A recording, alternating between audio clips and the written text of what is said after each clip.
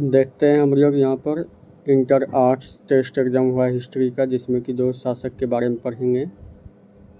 एक शासक जिसका नाम क्या है, शेरशाह सूरी, और एक भक्ति आंदोलन। जो भी इम्पोर्टेंट क्वेश्चन इसमें पूछने गया है उसको इसमें दिया गया है। जैसे शेरशाह सूरी में देखें तो शेरशाह सूरी का जन्म कब हुआ था, 1472 ईस्वी में। कुछ स्रोत में दिया गया है कि इसका जन्म 1486 में हुआ था। जन्म स्थान कहाँ है, सासाराम, जो कि बिहार के रोहतास में आता है। ठीक है। इसका बचपन का नाम क्या था, फरीद खान। शेरशाह सूरी के बचपन का नाम फरीद खान।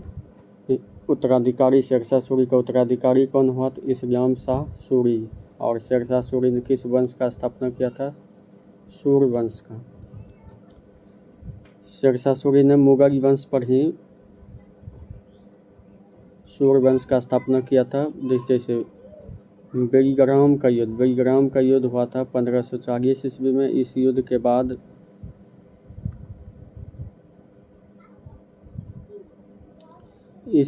बाद बेलीग्राम के युद्ध किसके बीच, तो शेरशाह सूरी और हुमायूं के बीच। हुमायूं को हरा के दिल्ली पर अधिकार किया और सूर वंश का स्थापना किया। मुगल वंश पर ही हुमायूं को हटा के सूर वंश का स्थापना हुआ।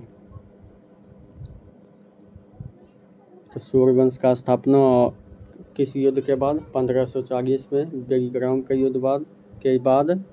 बेलीग्राम का युद्ध किसके बीच हुआ था, शेरशाह सूरी और हुमायूं के बीच।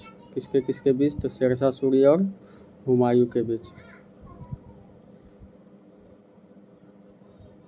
शेरशाह सूरी का मृत्यु हो जाता है 1545 में। 40 में गद्दी पे बैठा और 45 में इसका मृत्यु हो जाता है। कलिंजर के किले के घेरे के दौरान उक्का नामक आग्नेय शास्त्र चलाने से इसका मृत्यु हो गया। यानी शेरशाह सूरी का मृत्यु हो जाता है 1545 ईस्वी में। भूमि मापने की पद्धति लेकर था शेरशाह सूरी ने, गज सिकंदरी और एक था सनडंडी। गज सिकंदरी और सनडंडी पूछेगा। गज सिकंदरी भूमि मापन की प्रणाली कौन लेकर आया था, शेरशाह सूरी ने। यहाँ पे देखिए कुछ सिक्का चालू किया है। जैसे दाम पूछेगा तो दाम क्या चीज़ का सिक्का था, तो दाम था तांबे का। रुपया क्या चीज़ का सिक्का था, चांदी का। और अशरफ क्या चीज़ का सिक्का था, सोना का। फिर से देखते हैं इसको। दाम पूछेगा क्या चीज़ का था, तांबा का। रुपया पूछेगा तो चांदी का। अशरफ पूछेगा तो सोना का सिक्का था। और तीनों सिक्का चढ़ाया गया था शेरशाह सूरी के द्वारा।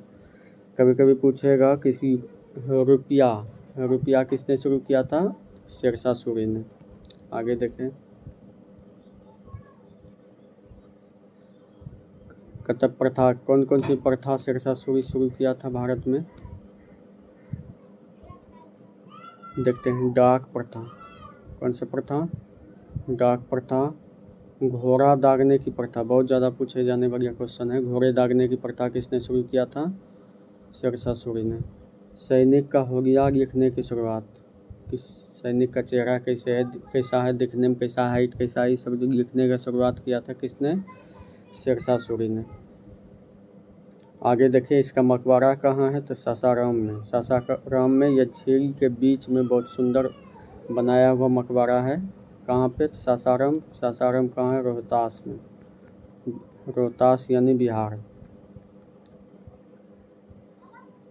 इसमें एक और क्वेश्चन पूछेगा, दिल्ली के सिंहासन पर बैठने वाला प्रथम बिहारी कौन था, या कब्जा करने वाला बिहारी कौन था, तो इसका भी आंसर हो जाएगा शेरशाह सूरी। इसके बाद देखिए तो कतब वंश स्थापित किया था, कौन सा वंश शेरशाह सूरी स्थापित किया था, सूरी वंश। इसको कहा जाता है द्वितीय अफगान साम्राज्य। सूरी वंश को क्या कहा जाता है, द्वितीय अफगान साम्राज्य। शेर खान नाम कैसे पड़ा, तो शेर मारने के कारण दक्षिण बिहार के सूबेदार बहार खां लोहानी, इसको ध्यान से देखें, बहार खां और लोहानी जो उसका चाचा थे, और उसने इसका नाम शेर को मारने के कारण शेर खां रख दिया, शेर खां। पाटलिपुत्र को शेरशाह सूरी ने 1541 ईस्वी में पाटलिपुत्र का नाम बदल के वर्तमान में जो पटना है किया था।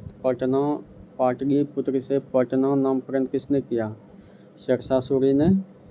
और पाटलिपुत्र का स्थापना किसने किया, तो उदयन ने। हर्यक वंश का। उदयन ने पाटलिपुत्र का स्थापना किया था, उसी पाटलिपुत्र का नाम बदल के पटना किसने किया?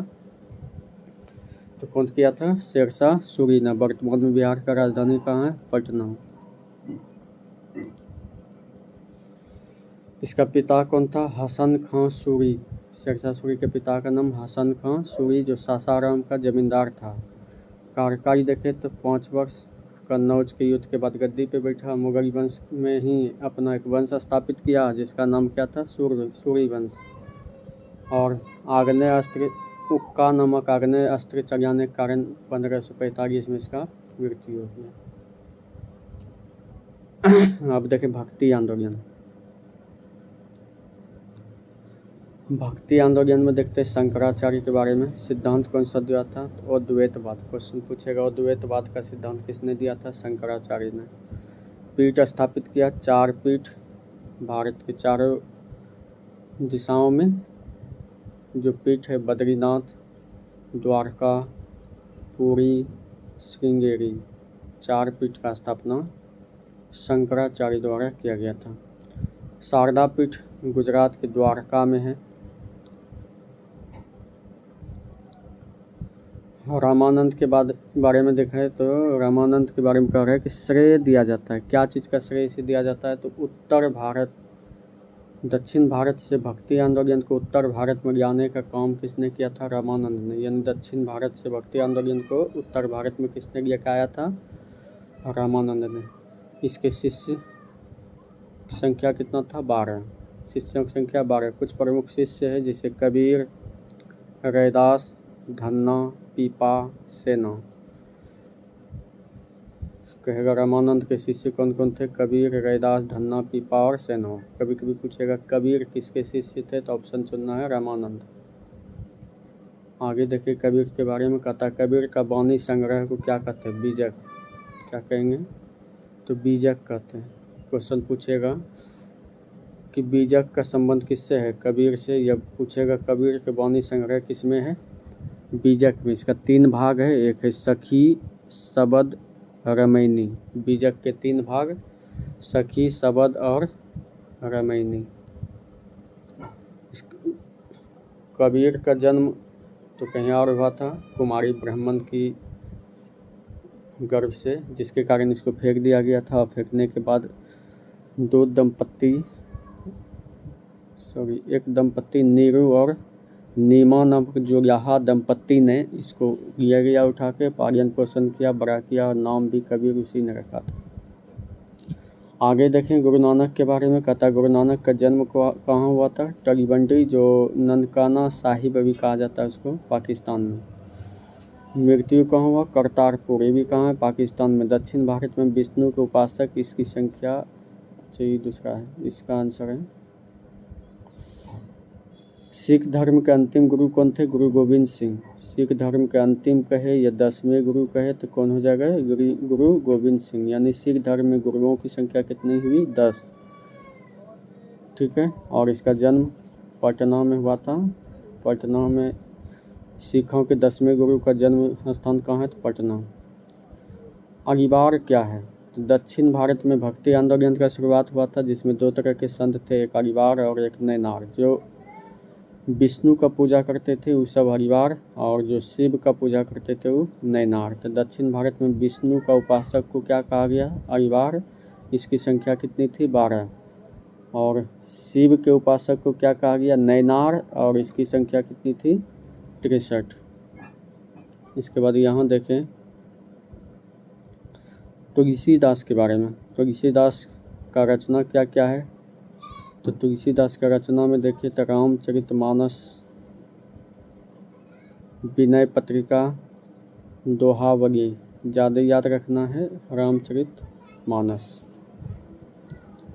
इसके बाद देखें तो समकालीन, यानी तुलसीदास किसके समय थे? तो अकबर और महाराणा प्रताप। अकबर और महाराणा प्रताप के बीच भी एक युद्ध हुआ था, हल्दी घाटी का युद्ध 1576 में। ठीक है। यहाँ तक हम लोग देख चुके जो भी इम्पोर्टेंट क्वेश्चन था। चाहे कोई भी एग्ज़ाम हो लगभग यहीं से क्वेश्चन पूछता है, अगर इससे पूछा तो। ठीक है। आगे इसी तरह से वीडियो देखते रहेंगे। सब्सक्राइब करके रखें।